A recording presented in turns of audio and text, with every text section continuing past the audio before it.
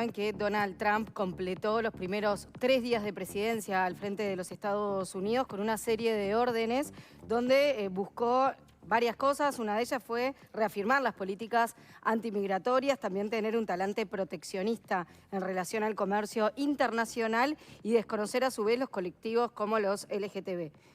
Para profundizar sobre cómo viene siendo este primer arranque de Trump al frente de los Estados Unidos, vamos a recibir ahora a Carlos Luján, politólogo, analista internacional y gran columnista ya de Desayunos Informales. ¿Cómo estás, Carlos? Bienvenido. Muy bien, muchas gracias. Honorario. ¿Todo bien? Hay que aclararlo, ¿no? Honorario, ¿verdad? Bienvenido, Carlos. Carlos, Gracias. ¿cómo venís viendo este arranque de Trump al frente de los Estados Unidos por segunda vez? Con mucha fuerza, me parece que, a diferencia de otros presidentes, que su segunda presidencia es continuación de la primera, este interreño ha hecho que todo el equipo detrás de Trump haya preparado muchísimas propuestas para hacer en estos primeros días. Todo el proyecto MAGA, ¿sí?, por sus siglas en inglés, ¿no? Make America Great Again. Exactamente, construyendo una América grande nuevamente, habla de una proyección hacia lo interior y hacia lo internacional muy decidida, muy fuerte. Yo creo que en lo interno, como tú bien decías, hay una contrarrevolución conservadora que se arrancaba con Reagan, y en lo internacional creo que lamentablemente vamos en rumbo de colisión con China. No para que sea una situación que pase hoy o mañana, sino creo que a lo largo del periodo esto va a ir incrementándose. Cuando decís colisión, perdóname, ¿hasta qué nivel? No nos asustes, Carlos. Claro. No, primero comercial, obviamente tecnológico, con prohibiciones muy fuertes, y hasta las posibilidades que tienen que ver con qué es lo que va a pasar con Taiwán, o cómo se van a realinear otras potencias como puede ser Rusia. O sea, yo creo que Trump va a intentar volver a separar a Rusia de China, que toda esta guerra en Ucrania la ha hecho una conjuntez muy grande. No sé si lo logrará. Y tu pregunta es, ¿va a haber guerras por la hegemonía en última instancia? No lo sabemos. Guerras por la hegemonía no significa automáticamente armas nucleares, pero ponen en peligro. No creo que es para preocuparse, sino justamente para la precaución y para la prevención de estas situaciones. Adicionalmente, el futuro es sombrío en términos medioambientales, ¿no? Todo el retirarse de los acuerdos de París, el incentivar la producción de petróleo, el desarrollo de la inteligencia artificial vinculado a altos consumos, lo ha planteado otro, también nos hacen panoramas bastante oscuros, pero creo que en un mundo multipolar, asimétrico como esta, con China y Estados Unidos, pero también otros actores, y esperemos que una América Latina que pase a tener voz, justamente no es la inacción o la resignación la clave. ¿Te sorprendió alguna de las cosas que dijo o ya lo perfilabas como lo que prometió en campaña? Me sorprendió el grado de acumulación de cosas que estuvo haciendo. En particular, me parece preocupante lo que ha hecho en estos días, más allá de sus discursos, con las Fuerzas Armadas, en términos, un evento simbólico que quizás pasó un poquito desapercibido, retiró del cuadro del general Mark Milley, que fue su comandante en jefe de todas las Fuerzas Armadas en el periodo de Trump, retiró el cuadro del Pentágono en un desconocimiento. ¿Y por qué? Porque es una señal de que se es leal o se cae en desgracia, ¿sí? Recordemos que con todo el movimiento Live Matter Me, había Milley dicho no. Las Fuerzas Armadas no están para reprimir manifestaciones civiles pacíficas. Bueno, eso empieza a ponerse en entredicho. Movilizó 1.500 marines en San Diego hacia la frontera con México. el día mismo, cuando estaba por ser el baile, la cena con los comandantes de las Fuerzas Armadas, destituyó al almirante Fagan de la Guardia Costera. O sea, está introduciendo lo que hoy se plantea como un sesgo de hombres blancos leales a la presidencia y al futuro ministro de Defensa, también cuestionado. Todo lo que nos parece imposible, pero lo está pasando. Ha destituido almirantas específicamente por tener políticas muy inclusivas, derogado cosas que uno pueden parecer menores, pero que no lo son, como por ejemplo el derecho de las integrantes de las Fuerzas Armadas a tener un subsidio para viajar a otro estado en caso que el aborto estuviera prohibido en su estado. O sea, todas políticas que se habían venido acumulando a lo largo de la administración pasada que retrocedieron. Entonces, recordemos que es del siglo XIX la ley que prohíbe la intervención de las Fuerzas Armadas estadounidenses en territorio americano, y él remite a una ley sobre insurrección del siglo XVIII para basarse en la posibilidad de su utilización. O sea, una discusión tan latinoamericana como es el rol de las Fuerzas Armadas en lo interno está presente. Ni que hablar la posibilidad de utilizar estas Fuerzas Armadas para combatir los carteles de la droga en México. No es menor su calificación como terroristas. Y otro tema que me parece que América Latina debería ser de profunda preocupación es el tema del Canal de Panamá. Ayer escuchaba un destacado analista argentino, Juan Gabriel Tocatrián, que planteaban una cosa que yo no tenía presente, que es en el tratado Torrijos-Carter, un senador demócrata de Arizona en su momento, insistió en una enmienda que finalmente se aprobó en el tratado, de que permite, en casos de estar comprometida la seguridad nacional estadounidense, intervenir en el canal. O sea, tiene hasta posibilidades, después se podrá discutir sobre la legitimidad y todo, pero hasta posibilidades de aducir que estas empresas chinas con sede en Hong Kong, en ambos lados del canal, son un peligro para la seguridad nacional. O sea, uno espera que todas esas cosas que parecen de otra época no ocurran, pero las anexiones territoriales luego de la invasión de Ucrania por parte de Rusia, vemos que parece que van lamentablemente en esa dirección. Cómo se resolverá el tema de Gaza y el territorio bajo quien quedará en control va en la misma dirección. O sea que por ahí hay rasgos preocupantes, a lo que sumo que mientras la convocatoria, cuando asumió por primera vez Trump en protesta para defender los derechos, fue de más de 500.000 de personas, esta vez parecería que 25.000, 50.000 en el mejor de los casos fueron los que se movilizaron. O sea, hay un cansancio y una sensación de que ese 49,8% de votos que tuvo Trump, esa mitad de un país que lo apoya, ha ganado, ¿sí? Y que el resto está de alguna forma todavía groggy, como un boceador groggy, viendo qué hacer.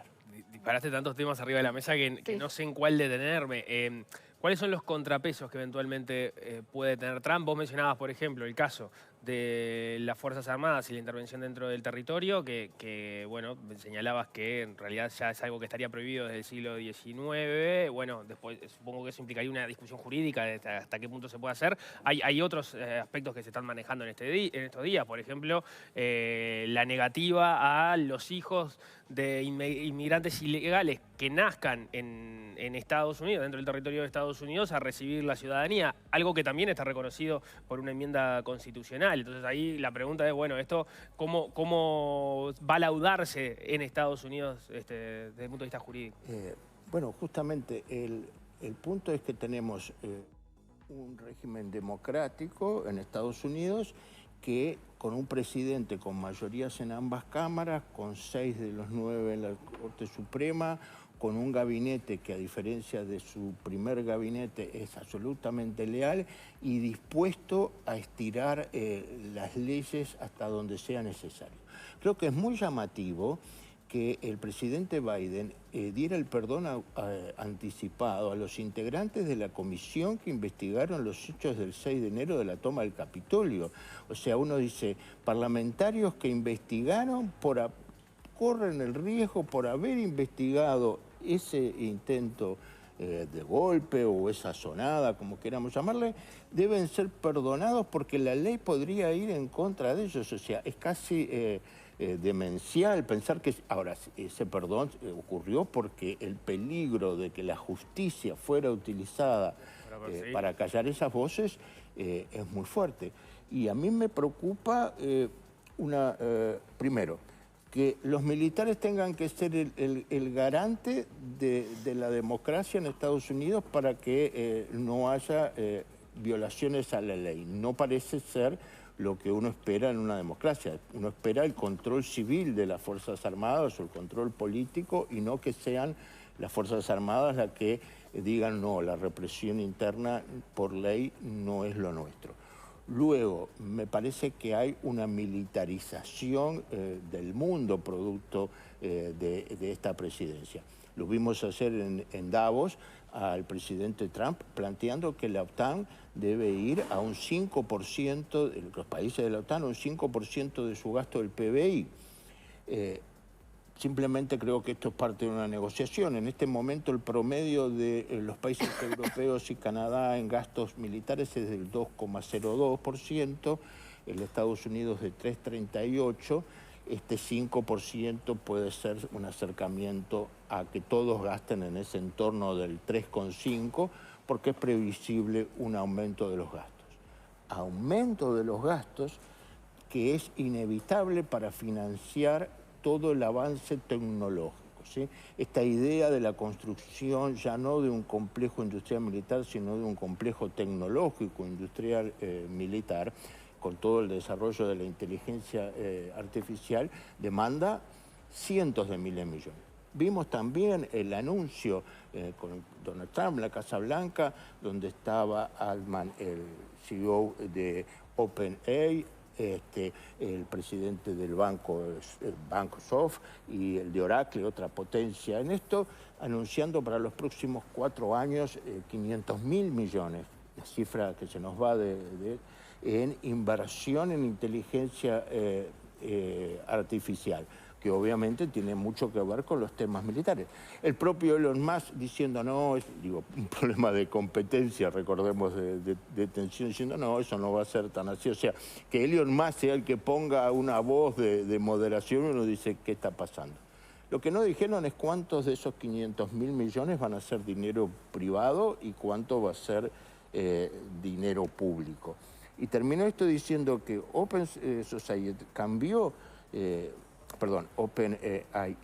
cambió su política, ¿sí?, de no usarla para fines militares, y el chat GPT-4, que está asociado esta empresa con Microsoft, fue utilizado en Gaza por los israelíes, o sea, con grandes negocios y las unidades 8.200 y 9.900 de inteligencia, de reconocimiento y de determinación de blancos, según un informe de Guardian, lo han utilizado. O sea, venimos en una militarización muy fuerte que va a implicar pérdidas de otros derechos, porque el dinero no es infinito. Tenemos que cerrar, pero brevemente te quiero consultar por 2 cosas que tienen que ver directamente con México. Una son las deportaciones masivas, que lo había anunciado en campaña y ya lo comenzó a hacer.